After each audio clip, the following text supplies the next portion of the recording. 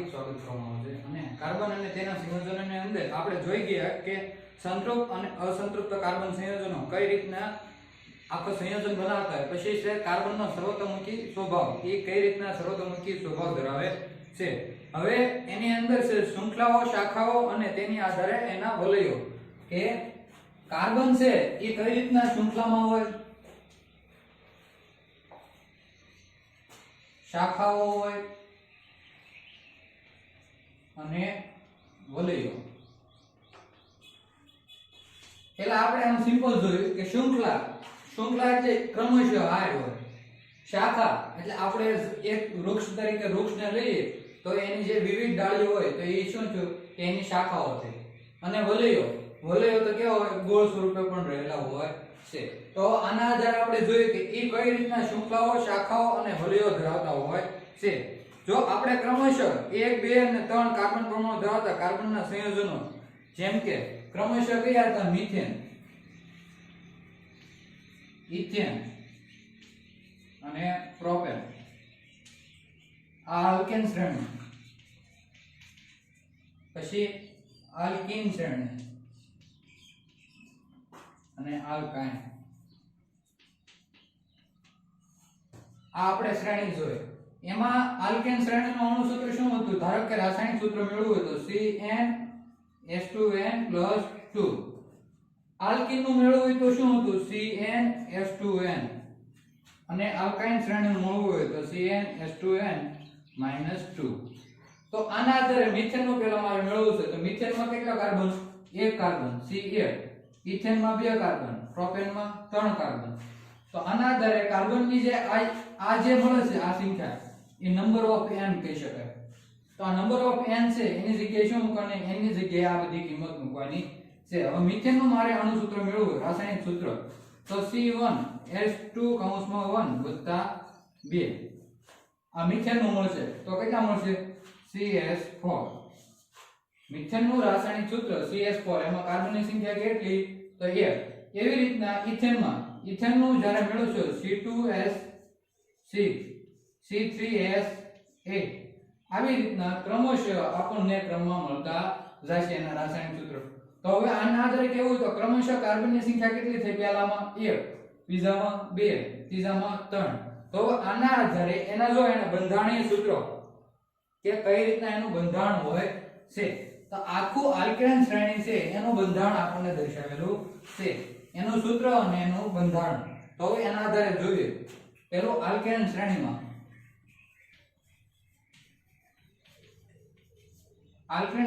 પેલું છે મિથેન, એનું સૂત્ર છે આપણે આના આધારે મેળવ્યું CnH2n+2। તો C1, C જે કાર્બન છે એની સંખ્યા C1H4, અહીંયા 1 મૂકો, 2 × 1 એટલે 2 + 2 એટલે પેલું ટોટલ 4। હવે આનો આખે આપણે બંધારણ મેળવવું હોય તો કાર્બનની સંયોજકતા કેટલી છે, +4 અથવા તો -4। સંયોજકતા પૂછું, સંયોજકતા એટલે ઉપર જે દર્શાવવામાં આવે તે 20 ભાગ।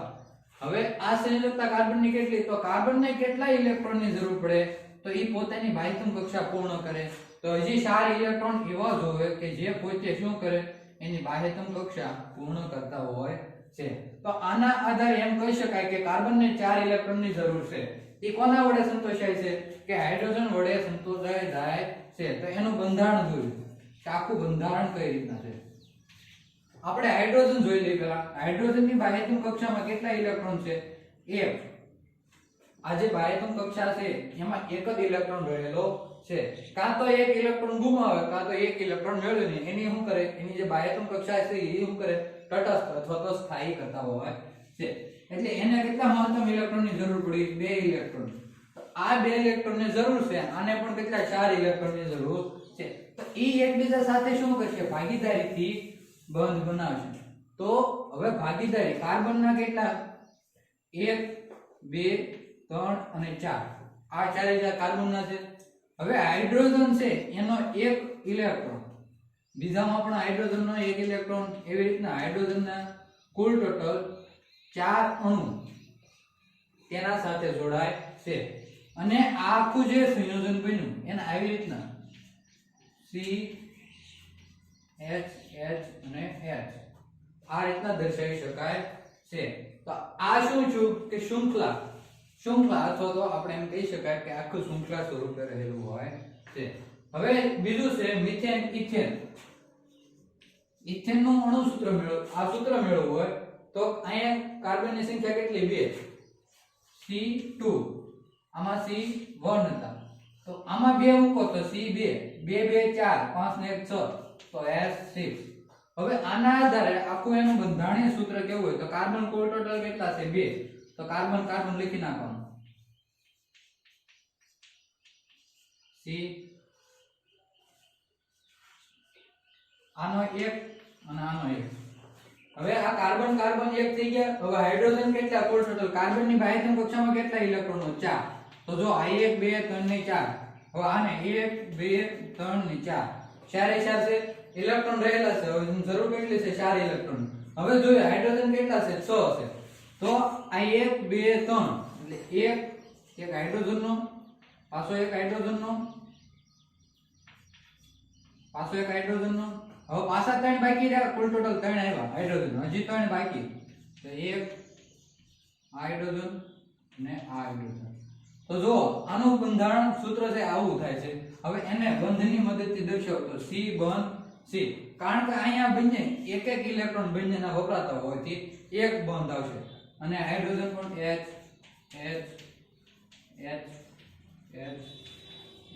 અને S. આ છે ઇથેન નું આખું બંધારણીય સૂત્ર. હવે પછી છે ત્રીજું પ્રોપેન.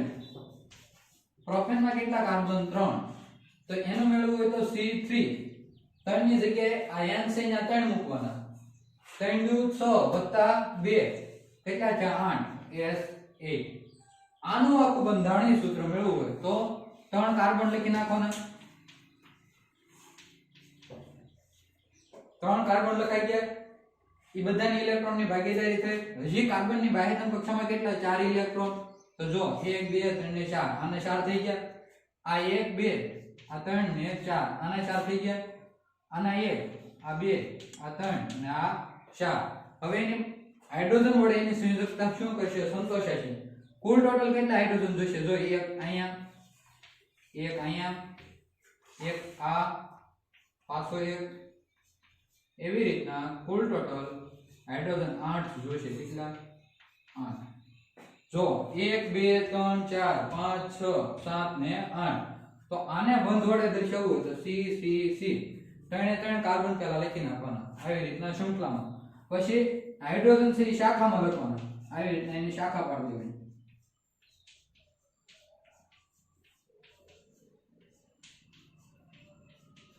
તો થઈ ગયું આ પ્રોપેન નું બંધારણીય સૂત્ર થઈ ગયું.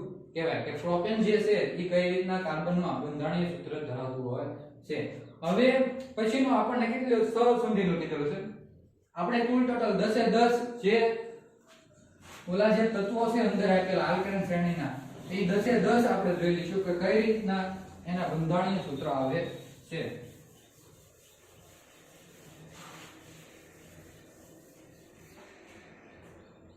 પછી મિથેન ઇથેન પ્રોપેન પછી બ્યુટેન. બ્યુટેન માં કેટલા આવશે C4. પછી છે પેન્ટેન C5. પેન્ટેન પછી hexane C6. Heptane C7. Nonane hexane heptane octane nonane અને ડીકેન C8 C9 અને C10. જો આ 10 એ 10 છે આપણને અંદર આપેલા છે હેક્સેન સુધી 6 સુધીના તત્વોના જે આલ્કેન શ્રેણી છે એના 6 સુધીના આપણને આપેલા છે. પણ આપણે વધારાના 4 એ 4 એટલે કુલ ટોટલ 10 એ 10 એના સૂત્રો જોઈએ કે 4 કાર્બન છે તો C4S કેટલા 4 2 8 9 ને 10 C4S10. કોનું બ્યુટેન નું સૂત્ર C4S10. હવે પેન્ટેન નું મેળવવું તો C5S અહીંયા 2 ની જગ્યાએ આ 5 × 2 એટલે એટલે 10 વત્તા 2 એટલે 12. હવે ક્રમશઃ C6 S14 C7 S16 C8 S18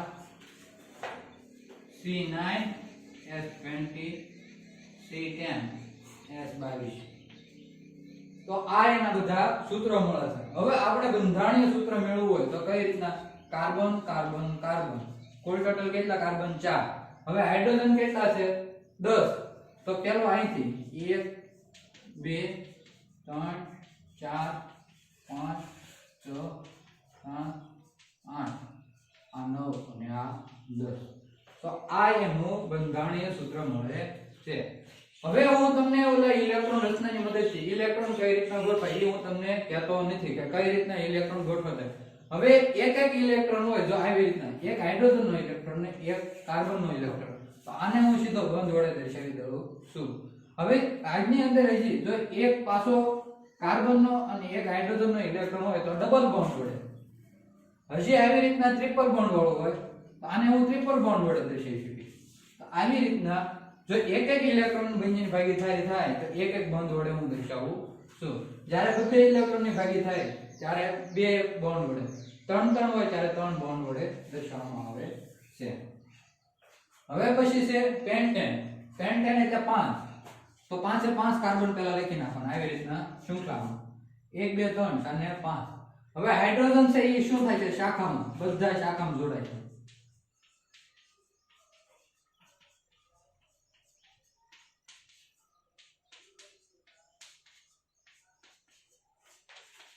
લો કુલ ટોટલ 12 હાઇડ્રોજન છે. તો ઉપરના કેટલા? 5, નીચેના 5, 10, સાઈડના 2, 12. આ છું પેન્ટેનનું બંધારણીય સૂત્ર. હવે હેક્ઝેનનું, હેક્ઝેનમાં 6 કાર્બન, તો 1 2 3 4 5 ને 6, કુલ ટોટલ 3 ને 3 6. હવે એની કુલ ટોટલ હાઇડ્રોજન કેટલા છે? 14. તો બે સાઈડમાં, ચાલો એક ના બીજો. હવે ઉપર નીચે શાખામાં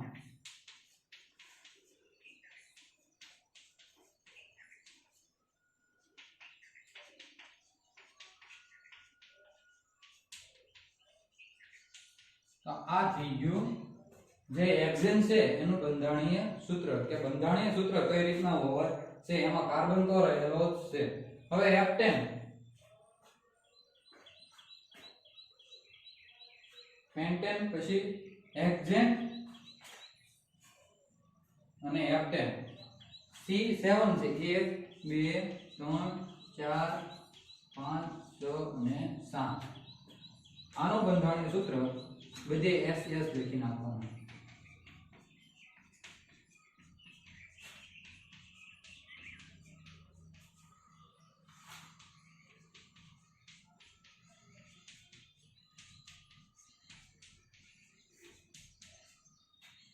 આ થઈ ગયું હેપ્ટેન નું બંધારણીય સૂત્ર. હવે ઓક્ટેન, ઓક્ટેન એટલે 8. 8 એનું બંધારણીય સૂત્ર. એમાં કાર્બન કેટલા? 8. 1 2 3 4 5 6 7 ને 8. 8 8 કાર્બન, 4 અને 4 8 થઈ જાય. હવે એમાં હાઇડ્રોજન કેટલા? કુલ ટોટલ 18. તો એક અહીંયા અને એક અહીંયા. ઉપર નીચે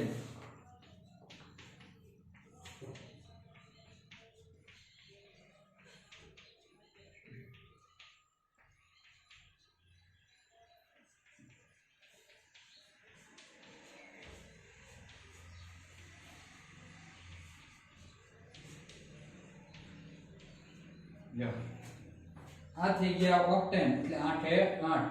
8 કાર્બન હોય અને 18 હાઇડ્રોજન રહેલા હોય છે. આ થઈ ગયું ઓક્ટેન નું. પછી છે નોનેન અને ડીકેન. નોનેન અને ડીકેન નું એનો ઉપર લખી નાખું છું.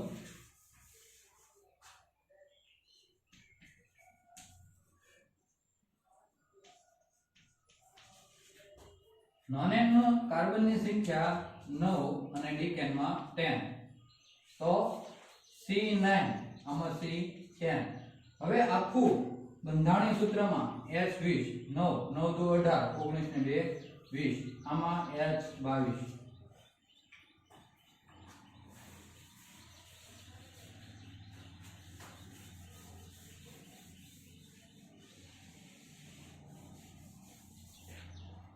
જો કાર્બન 9 છે તો કાર્બન 9 9 શૃંખલામાં 1 2 3 4 5 6 7 8 અને 9 કુલ ટોટલ 9 થવા દો 3 4 ને 4 8 ને એક વધારાનો 9 હાઇડ્રોજન કેટલા 20 થવા દો તો એક અહીંયા આવી રીતના શાખામાં ગોઠવેલા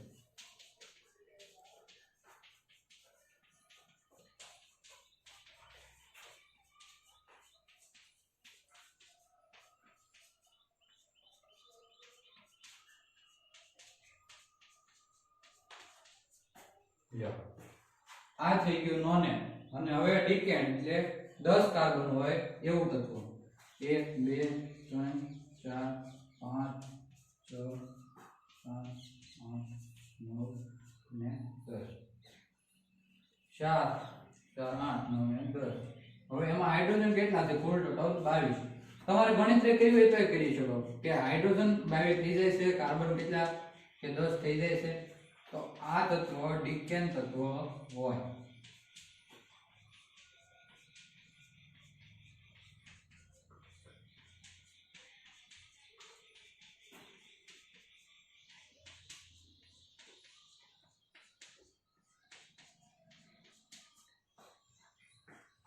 તો આ 10 એ 10 આપણે આલ્કેન શ્રેણીના સંયોજનો જોઈએ કે આલ્કેન શ્રેણીના 10 એ 10 તત્વો છે એની અંદર કાર્બન કઈ રીતના ગોઠવાયેલો હોય છે કાર્બન શૃંખલામાં હોય જ્યારે હાઇડ્રોજન છે એની શાખામાં ગોઠવાયેલો હોય છે હવે પછી જો આપણને એમ કીધું છે કે ચાલો આપણે બ્યુટેનની અન્ય રીતે વિચારી અથવા તો વિચાર કરી શકીએ કે જે કાર્બન પરમાણુ કઈ રીતના ગોઠવાયેલા હોય છે બ્યુટેન એટલે કેટલું મિથેન ઇથેન પ્રોપેન અને બ્યુટેન બ્યુટેન એટલે કેટલા કાર્બન હોય 4 કાર્બન રહેલા હોય છે તો એને જો બ્યુટેનને કઈ રીતે બે રીતે એક તો આવી રીતના શાખામાં કાર્બન તે કાં તો શાખામાં રહેલા હોય પછી જો આ છે શૃંખલા હવે શાખામાં કાર્બન 1 2 પછીનો જે કાર્બન છે એને શું કીધું કે બે કાર્બનને અલગ અલગ આ રીતે આ બંને રીતે બ્યુટેનને વિચારી શકાય છે કઈ રીતે હું તમને કહું કે બ્યુટેનનું શું છે C4 હવે 4 જ્યારે કાર્બન હોય તો 4 2 8 9 ને 10 S10 આપણે આમાં જોઈએ આ 1 S 2 3 4 5 6 7 8 9 અને આ 10 હવે આ જે છે કાર્બન એક હાઇડ્રોજન અહીંયા એક અહીંયા આના પણ એવી રીતના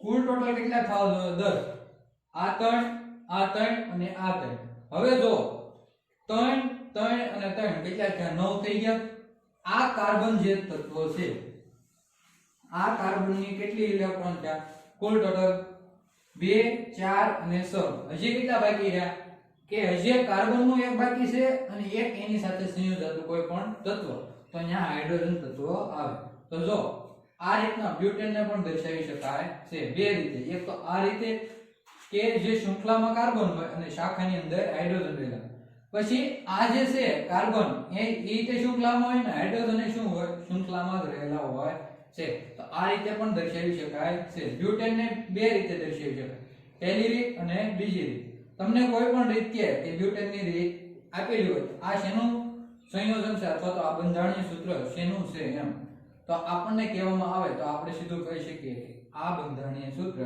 બ્યુટેનનું આપેલું છે હવે પછી જો એના પછી શું કીધું છે કે C4H10 નું સૂત્ર ધરાવતા બે બંધારણો માટેનું સંપૂર્ણ અણુઓ એ આપણને એને દર્શાવ્યું એ પ્રમાણે જે મેં દર્શાવ્યું એ રીતનું તેને કીધેલું છે હવે પછી સાયક્લોહેક્સેન સાયક્લો એટલે મીન્સ કે આખું ગોળ ચક્કર જેવું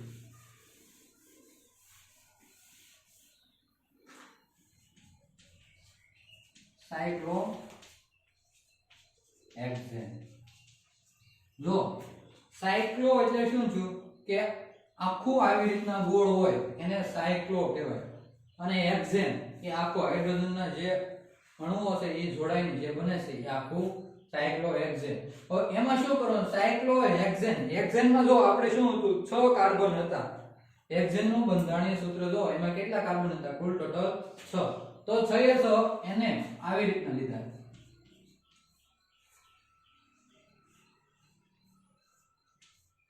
જો 3A અને 3A.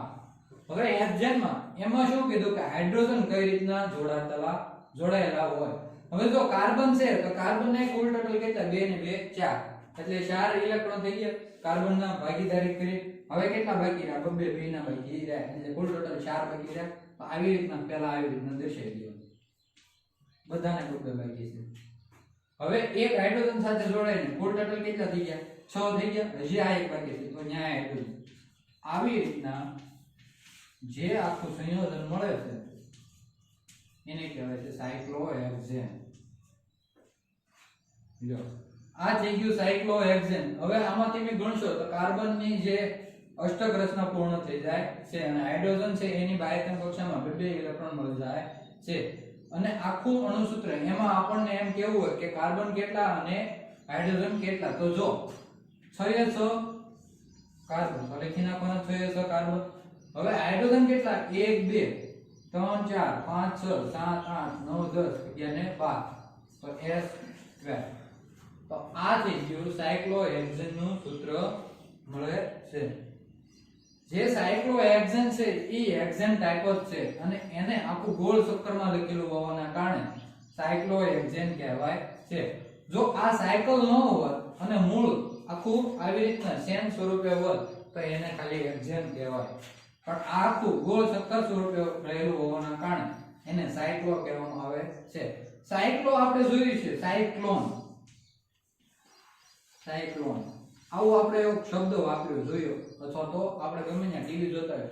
સાયક્લોન એટલે એક પ્રકારનું વાવાઝોડું જે વિટોળિયો ટાઈપનું હોય છે. તો વિટોળિયો કઈ રીતના હોય? ગોળ ગોળ આખો ઘૂમરી માંતો હોય છે. તો એ સાયક્લોન કે આખું સાયક્લોન જેવું છે. આ સાયક્લોન શું છે? આખું આવી રીતના ગોળ ચક્કર રહેલું છે. હવે પછીનું એને કયું કીધેલું છે કે બેન્ઝીન. બેન્ઝીન નું બંધારણીય સૂત્ર C6H6. આ છે બેન્ઝીન. આ ખાસ યાદ રાખવાનું. તમને પૂછે કે બેન્ઝીન નું બંધારણીય સૂત્ર જો આવી રીતે પણ દર્શાવી શકાય છે. ખાલી આમ નામ દર્શાવો અને એની અંદર એક રિંગ જે બેન્ઝીન નું બંધારણીય સૂત્ર છે. હવે આપણે આના આધારે કેવું હોય કે આ C6H6 છે એના આધારે એનું બંધારણીય સૂત્ર કેવું તો કઈ રીતે? તો કાર્બન 1, બીજો કાર્બન, ત્રીજો કાર્બન, ચોથો, આ પાંચમો, આ છઠ્ઠો, કુલ ટોટલ 6 કાર્બન ગોઠવાઈ ગયા. હવે હાઇડ્રોજન કેટલા છે યાદ રાખજો. કેટલા? 6 છે. તો એક અહીંયા, એક આને, એક આ કાર્બન, બધા કાર્બન ને એક એક હાઇડ્રોજન આપી દીધા. થઈ ગયા. હવે જુઓ કઈ રીતના કે આ કાર્બન જે છે એનું અષ્ટક પૂર્ણ થતું નથી. તો આનું અષ્ટક પૂર્ણ કરવા માટે શું થાય છે કે આની જે બહાર હાઇડ્રોજન રહેલો છે અથવા તો જે આ કાર્બન કાર્બન રહેલો છે એના સાથે શું છે કે એક એક ઇલેક્ટ્રોન બંને કાર્બન ભાગીદારી કરે છે. એટલે આ ડબલ બોન્ડ, આ પણ ડબલ બોન્ડ, આ ડબલ બોન્ડ, આ ડબલ બોન્ડ, આ અને આ. તો આ રીતના કાર્બન કાર્બન વચ્ચે આમાં શું આવે છે? બબે અથવા તો ડબલ બોન્ડ રહેલા હોય છે અથવા તો દ્વિબંધ રહેલા છે. પણ હાઇડ્રોજન વચ્ચે કેવો એક જ બંધ રહેલો છે. તો બેન્ઝીનમાં આ ડબલ બંધ હોવાના કારણે એને આખો આવી રીતના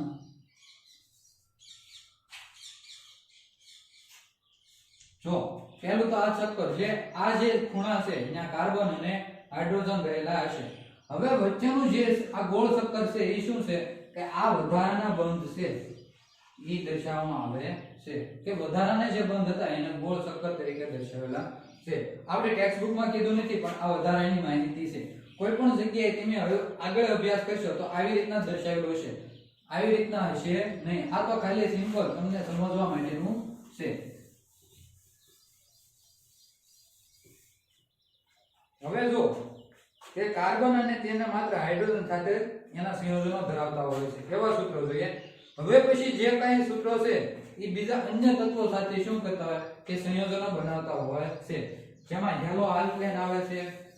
હેલો માં આવશે કયા કે હેલોજન તત્વો જે ધરાવતા હોય એવા બધા ક્લોરીન, ફ્લોરીન, આ બધા જે છે હેલોજન સમૂહ. તમારો આખો હેલોજન સમૂહ કરીને આવી ગયો તો હેલો આલ્કેન અથવા તો હેલો સમૂહ આખો ક્રિયાશીલ સમૂહ. હેલો એટલે જો ક્લોરીન, બ્રોમિન, પછી ક્લોરીન એ પણ લઈ શકો છો. એમાં લખી નાખી યલો સંયોજનો અથવા તો યલો જે તત્વો છે એની અંદર Cl અને Br આ બંને આવતા હોય છે. હવે આના આધારે કઈ રીતના હાઇડ્રોજન જોડાયેલો હોય તો જો HCl આપણે જોયેલું છે કે મંદ હાઇડ્રોક્લોરિક એસિડ. HCl આના સાથે શું હાઇડ્રોજન જોડાયેલો છે. હવે બ્રોમિન HBr તો આ બ્રોમિન તો Br2 જે બ્રોમિન જળ કેવું હોય તો Br2.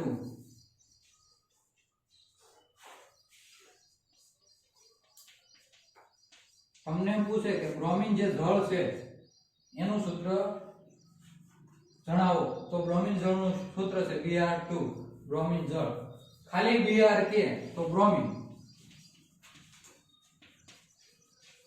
પણ તમને વાહે એક શબ્દ જ ઉમેરી દે કે બ્રોમિન જળ તો એનું સૂત્ર છે Br2. તો આના આધારે હેલોજન જે આ હાઇડ્રોજન છે એ હેલોજન સમૂહ સાથે કઈ રીતના જોડાય છે. હવે આલ્કોહોલ, હવે આ તમારે ખાલી એના ક્રિયાશીલ સમૂહ યાદ રાખવાના છે. આલ્કોહોલ હોય તો આલ્કોહોલ નો ક્રિયાશીલ સમૂહ કયો છે OH. આ યાદ રાખવાનું. પછી છે આલ્ડીહાઇડ.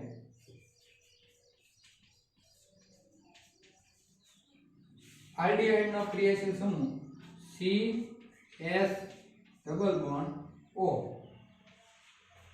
આલ્ડીહાઇડ નો ક્રિયાશીલ સમૂહ જેની માં ધારો કે કોઈ પણ તો સંયોજન હોય તો આલ્કોહોલ હોલ લાગતો હોય તો કયો છે OH વાળો સમૂહ છે. આલ્ડીહાઇડ લાગતો હોય તો કયો છે આપણે કેમ ફોર્માલ્ડીહાઇડ એવી રીતના આલ્ડીહાઇડ લાગતો હોય તો આ સમૂહની અંદર ક્રિયાશીલ સમૂહ કયો C ડબલ બોન્ડ O અને એક S બોન્ડ વાળો આવેલો હોય છે. કીટોન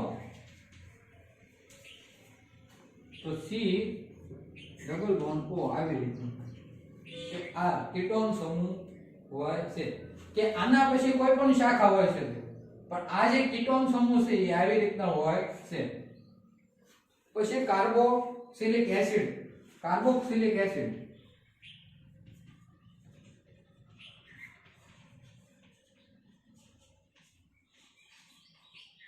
જો એમાં આ રીતના કીટોન વાળું તે જે છે એ રીતનું. હવે કયું કાર્બોક્સિલિક એસિડ અને OH નો સમૂહ જોડાયેલો હોય છે. કયો આલ્કોહોલ વાળો સમૂહ અને કીટોન નો સમૂહ આ બે જોડાઈને જે બને છે એ કાર્બોક્સિલિક એસિડ બને છે.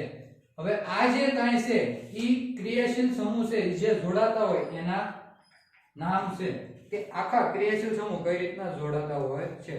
તો આ આખું શું કે વિષમ પરમાણુ કે અલગ અલગ પરમાણુ કાર્બન સાથે કોઈ પણ શેન અથવા તો સાંકળ અથવા તો શૃંખલા સ્વરૂપે જોડાયેલા હોય છે. હવે તો આ બંને પ્રશ્નો છે તમારે. પહેલું છે શૃંખલાઓ અને શાખાઓ. તો એના આધારે કઈ રીતના કાર્બનના સંયોજનો જે કાર્બન છે એના સંયોજનો કઈ રીતના જોડાયેલા હોય છે. એ 10 તત્વોના નામ, એનું સૂત્ર અને એનું બંધારણીય સૂત્ર એ તમારે પાકી નોટની અંદર લખતા હોવાનું છે. પછી બીજું છે કે આ જે સંયોજનો છે એના ક્રિયાશીલ સમૂહ અલગ અલગ. જેમ કે હેલો સમૂહ છે તો એના ક્રિયાશીલ સમૂહ કયો છે ક્લોરીન, બ્રોમિન એવી રીતના અલગ અલગ. એમાં હેલોજન જે સમૂહ આવે છે આપણે તત્વ આવર્ત કોષ્ટક જોયું એની અંદર હેલોજન જે સમૂહ છે આખો એ હેલોજન સમૂહ આખો એ હેલો સમૂહ કહેવાય છે.